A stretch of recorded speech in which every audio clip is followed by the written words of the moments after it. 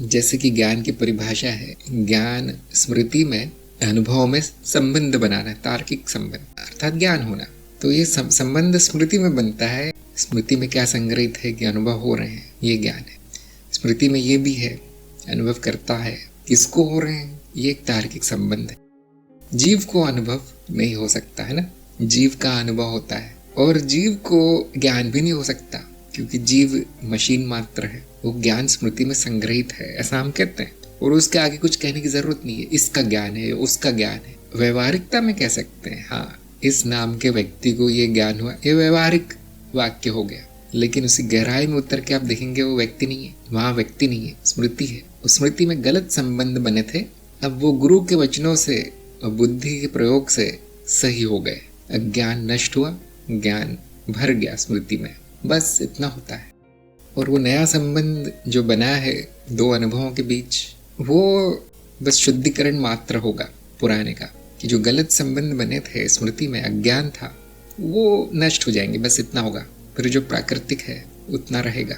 तो अंत में जिसकी बुद्धि एकदम शुद्ध है वो क्या बोलेगा, अनुभव है, अनुभव करता है। वो ये सब नहीं बोलेगा इसको ये हो रहा है, अनुभव करता को अनुभव हो रहे हैं, ये सारे वाक्य भी गड़बड़ है। फिर जिसकी बुद्धि और शुद्ध हो गई वो क्या बोलेगा, बस है, ये है अनुभव क्रिया की स्थिति, है ना। अब कोई वाक्य नहीं है, बस है। अब एक शब्द बोलना भी अज्ञान मात्र है। और यहाँ किसको क्या ज्ञान हुआ है, क्यों हुआ है, कैसे हुआ है, ये सब प्रश्न ही नहीं उठते हैं। यहाँ संपूर्ण शांति है, संपूर्ण मौन है, होना मात्र है। क्योंकि हमें बोलने की इतनी आदत है ये तो चुप नहीं रहता, ये मन की मशीन चुप नहीं बैठती, शोर करती है, तो कुछ ना कुछ बोलते रहते हैं। जैसे कि मैंने इसको सहज समाधि कहा है, होना मात्र, और यही अस्तित्व है। अभी इसी क्षण ऐसा ही है।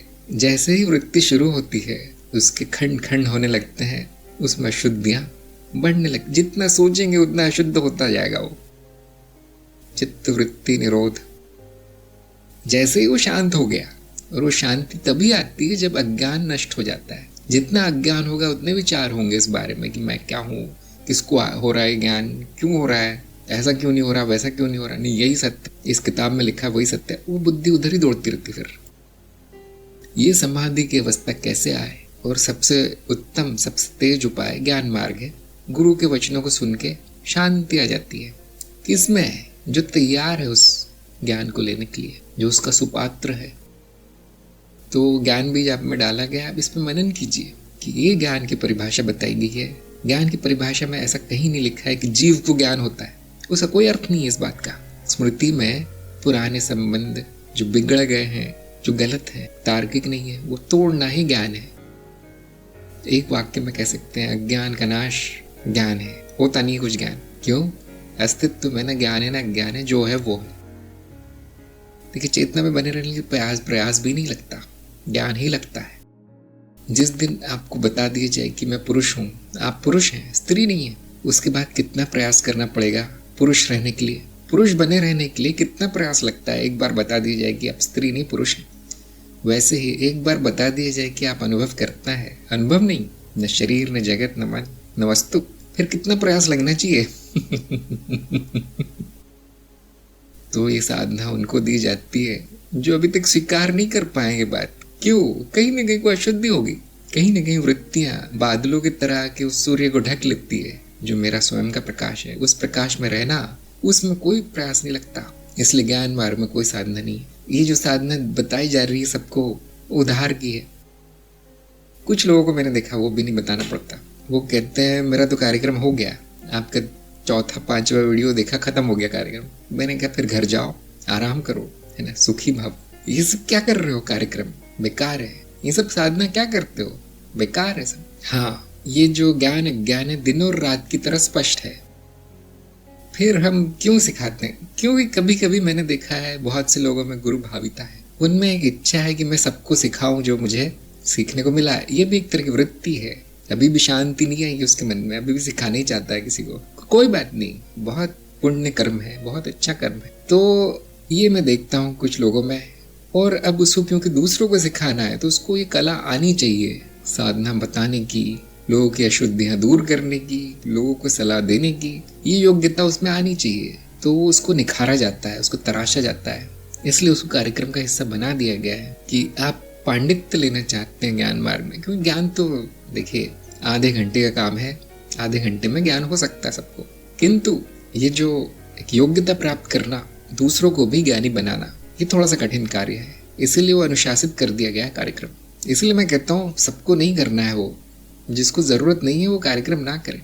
जो समर्पित हो गया इस मार्ग में कि मेरा भी यही मार्ग है और मैं सेवा भी करना चाहता हूँ, पुण्य भी कमाना चाहता हूँ, क्योंकि देखिए दूसरों को सिखाने का मतलब है कि आपको एक फ्री पास मिल गया, जैसे ट्रेन में मिलता है ना फ्री पास, बैठो बिना पैसे दिए जहाँ जाना जाओ। जो रेलवे में बड़ा आनंदित होते हैं ये करके, वैसे दूसरों को सिखाना मतलब फ्री पास है। आपको कोई साधना नहीं करनी पड़ेगी, आपकी अशुद्धियाँ अपने आप दूर होने लगेंगी। क्यों? आप दूसरों को सिखा रहे हैं, तो उसी गाड़ी में बैठे हैं, ज्ञान की ट्रेन में बैठे हैं, अपने आप होगा, अपने आप ज्ञान लिप्त रहेंगे, ज्ञानमय रहेंगे, ज्ञान साधना होती रहेगी। इस चित्त में एक अजीब सी बात है कि इसको जितना बताओ उतना वो विरोध करता है, उसका मानता नहीं। लेकिन जब वो दूसरों को बताता है तो उसमें एक भावना आती है, मैंने किसी को बताया ये करने के लिए, मैं खुद तो नहीं करता। ये एक इसमें अच्छी बात है कि जब इसको बोला जाए बोलने के लिए तो वो स्वयं में बदलाव करने लगता है। ये बड़ा रहस्य है जो यहाँ प्रकट हुआ है अभी। इसलिए मैं सिखाने को कहता हूँ सबको। क्यों? सबसे ज्यादा फायदा उसी को होगा जो सिखाएगा।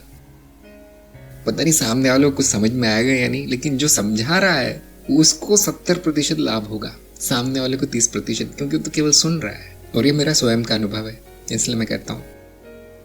फिर और भी बहुत से लाभ है, जैसे गुरु क्षेत्र संपर्क होना, गुरु क्षेत्र का भाग बन जाना, आदि आदि। और जब मैंने ये सब देखा कि इसके लाभ हैं, फायदे हैं, तो उसको कार्यक्रम का भाग बना दिया गया कि आप में ये कला भी होनी चाहिए, वो कला भी होनी चाहिए, तर्क देने की कला होनी चाहिए, इस तरह से सोचने की योग्यता आनी चाहिए आप में। जो गलत सोचते हैं वैसा नहीं, अब कल्पना लोक में जाना बंद कर दो और यथार्थ में आ जाओ। इस तरह का प्रशिक्षण ये हमारा कार्यक्रम देता है। जिनको ऐसा बनना है उन्हीं को आना है कार्यक्रम में। इसलिए बड़ी एक कठिन सी छलनी लगा रखी उसके सामने। जब आप उसमें खाता खोलते हैं तो इतने प्रश्न पूछे गए कि आधे लोग तो वैसे ही भाग जाते हैं उसको देख के कि ये नहीं होगा मुझसे। तो मैं भी यही चाहता हूँ, जो दृढ़ निश्चय करके आया है कि मेरा मार्ग यही है और मुझे बस अब यही जीवन जीना है, ज्ञानमय जीवन जीना है, उसी को आने दिया जाएगा कार्यक्रम में। बाकी बहुत लोग आते हैं, देखो इन्होंने क्या बोला है, देखो उन्होंने वही बोला है कि जो शास्त्र में लिखा है, कि देखो मुझे ज्यादा आता है, इनको ज्यादा आता है, और इस तरह के लोगों को मैं निकाल ही देता हूँ। क्या संपूर्ण ज्ञान जिनको है उनको आना चाहिए यहाँ? नहीं, आएगा तो अज्ञान ही आएगा। किसको आना चाहिए? जिसमें ज्ञान के प्रति श्रद्धा है, प्रेम है, जिसमें गुरु के प्रति श्रद्धा है, गुरु पसंद है। बाकी हम कर लेंगे, अज्ञान का नाश हम कर देंगे। तो संपूर्ण ज्ञानी को आने की जरूरत नहीं है यहाँ। उसमें एक प्रश्न भी है कि मुझे सब कुछ आता है, बस देखने आया हूँ, उनको निकाल दिया जाएगा कार्यक्रम से। अपना समय मत बर्बाद करो, यहाँ कुछ नया नहीं है। यहाँ जो वेद उपनिषद में वही हिंदी और इंग्लिश में बता दिया गया है सीधी सीधी भाषा में बता दिया गया है, कुछ नया नहीं है।